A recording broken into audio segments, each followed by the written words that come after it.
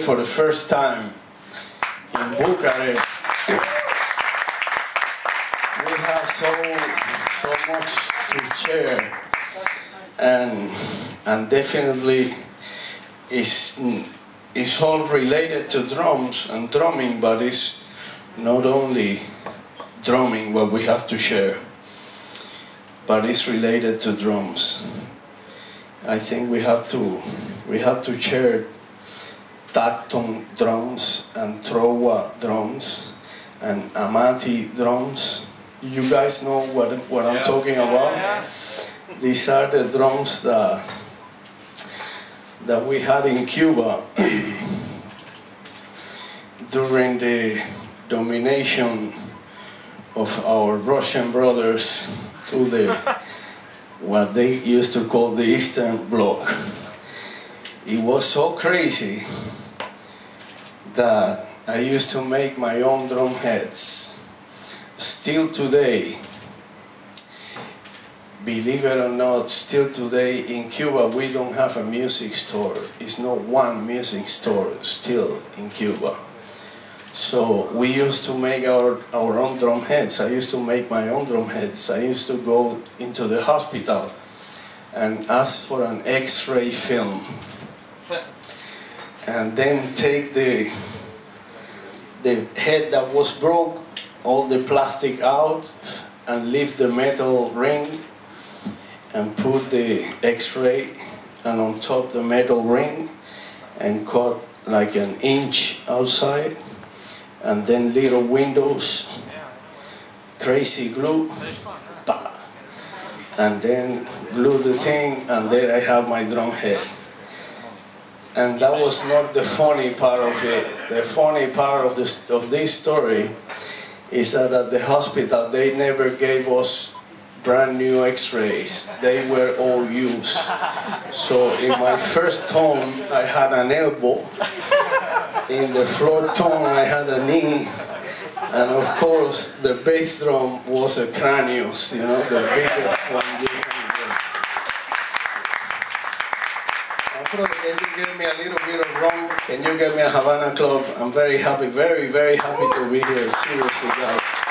It puts a lot to my heart to see how the world can change for better. So, I mean, I think the best part of this story is that even on top of all these difficulties, we never stop thinking about practicing. We never stop thinking about becoming good musicians, serious musicians. We never stop dreaming about playing with the people that we dream to play to and to play with. And that's truly the reason why I'm here with you guys today. The drums, this beautiful instrument, is a North American instrument. This instrument was born in the United States in the late 20s and early 30s. And when drum set was born in Cuba, cheers to the blessing and the health of the Romanian people. So when drum set was born in the late 20s and early 30s, in Cuba we already had at least 15 or more instruments of percussion that were making the music of our island, right? We had the congas or tumbadoras, we had the timbales, we had the güiro, we had the shekere, we had the maracas, we had the bongos, we had the batas, we had, you name it, the clave, the bells. Cheers. So it's not a secret that our first drummers, our first drum set players approached this new instrument, bringing the rhythms and the language of the percussion family, of the family of percussion section, into the sound of this new instrument. I'm not trying to say that we have to become percussion players, we drummers. Because if you see somebody like Giovanni Hidalgo, or Richie Flores, or I don't know, of Changuito, or any of the great percussion players, you will realize that you need a lifetime of dedication just for one of these instruments. So it's almost impossible. Not too many people can play the drums and percussion really well. You can count it maybe with one hand. No? But it's very important that we get in touch with this family of percussion. We get in touch especially with the way this percussion section interacts among each other, the way they speak to each other. No? The conversation on a percussion section is exactly the same, and it works the same way than a human conversation. If we have a group of 3 people, maybe somebody asks a question that have 3 words. How are you? And maybe one person answered just with 1 word. Well. And maybe the other guy answered with 25 words. He said, we're very well because yesterday we went to the beach and we had a great time and a couple of beers and this girl and blah, blah, blah. So the same way we are used to listen and to don't speak when someone is speaking is the same way the percussion section interacts, right? Of course, this is totally related to the history of music. This is totally related to the history of phrasing. For example, I was playing sa ta da ta da da pa da ba bi bo bi cho to bo bo ba to ba, and everybody knows what that is, right? Because that's just one of the songs that had that arrived to stay. One of the songs that became the vocabulary of the Afro-Cuban music. Is hundreds, if not thousands, of these songs, thousands of these phrases that we have to learn, and really, truly, the only way we have to learn that is through the records. All of this is very beautiful. Our instrument is very lovely, but if we close ourselves in a room with the drums for 25 hours a day and we don't listen to music and we don't listen to the records, it's the end. That is the end. We're gonna become technical machines. Yeah, we're gonna be very fast. We're gonna have a double bass, triple bass, quadruple bypass bass drum player and all of that, but we're not gonna be able to make music, which is really the goal. The goal is to try to make music even when you are on your own. And that's the reason why many years ago, maybe 30 years, one of my, if not my best friend, that it happens to be the uncle of my dear friend here, Gilbertico, and we started studying this, how to play the clave, how to play. You know, we're coming from a time also that it was no books, it was no computer, it was no internet, no YouTube, and nothing of that. All we had, it was the radio. So, for example, in Afro-Cuban music, the Afro-Cuban percussion section, some sounds you may think that it's one player, the one that is playing it, but it may be not.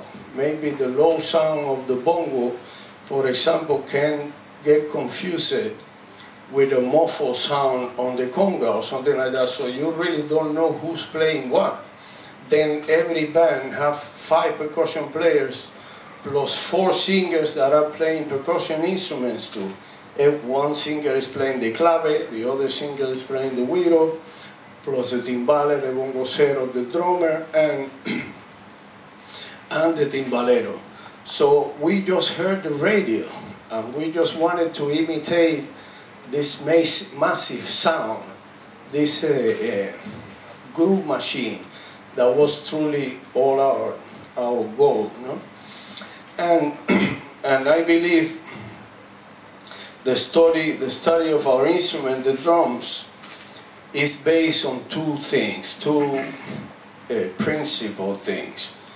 One, the first one is what we know as technique, And technique is no other than an endless series of exercises that we all have to master and we all have to control at every speed and at every dynamics.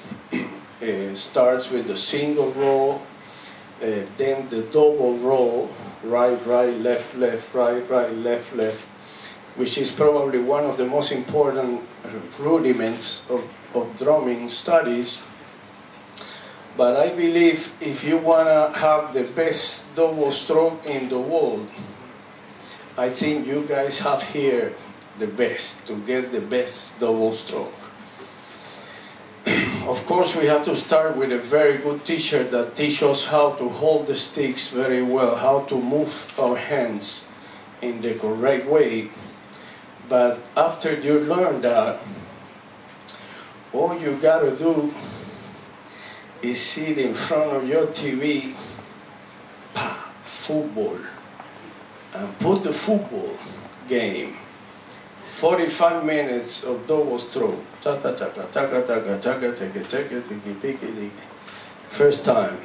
Then you stop 15 minutes, have a sandwich or something, and then you come back another 45 minutes. Tiki, tiki, tiki, tiki. I bet you that after 4 or 5 championships, you're going to have the fastest double stroke in the world. Yeah. No doubt. The problem is what we were talking before. What are you going to do with that fast double stroke? How are you going to make music with that fast double stroke? No? But that's one aspect of the study of drumming that we have to have together. We need to have technique. We must have a very good technique. Technique is the suitcase full of tools that are going to help us any second.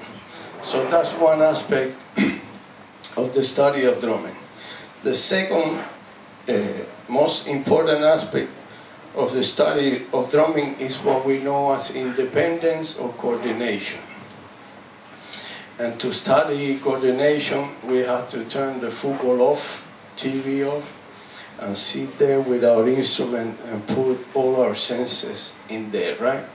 Coordination is the science. It's not only the science that teaches us how to play 4 different rhythms with our 4 limbs. But more important than that, coordination is the science that teaches us how to be able to have our ear open and alert to anything that is happening in the bandstand at the same time that we're playing 4 different rhythms with our 4 different limbs. So starts, of course, the study of coordination starts just with 2 limbs, but it doesn't finish with the 4 limbs. It goes a little bit beyond that. In the case of Afro-Cuban music, we have a rhythm that is the rhythm of the clave, that I'm sure that all of you drummers are familiar with. That is like our main rhythm, the spine of all Afro-Cuban music. All modern music, every style of modern music is made in 2 subdivisions, in 2 main subdivisions. One is what we know as 4/4, and the other one is what we know as 6/8 or 12/8 or 3/4. Let's say one is in 4 and the other one is in 3. The blues, the jazz, the rock, the Afro-Cuban, the funk, everything is or in 4 or in 3. We have hundreds of rhythms in 4/4, and we have hundreds of rhythms in 6/8, and we have hundreds of rhythms that are the mix of 4/4 and 6/8. So these 2 main subdivisions have a point of encounter where they become just one thing, and that is what's happening in modern music. 4/4 gave a lot of commercial music to this world, but I believe that 4/4 right now is screaming. 4/4 is being massacred. It's being destroyed. If you hear a girl named Britney Spears, you will realize the damage that has been done to 4/4, that it have nowhere to go anymore. So it's screaming for help, and it's finding this help on 6/8, on the mix of these two rhythms. So now I'm going to show you how this happens in the case of Afro-Cuban music, which is the same concepts that a great master, Mr. Gene Chapin, teach us through jazz. Those same concepts we apply to Afro-Cuban music, and we get into the marriage of 4/4 and 6/8.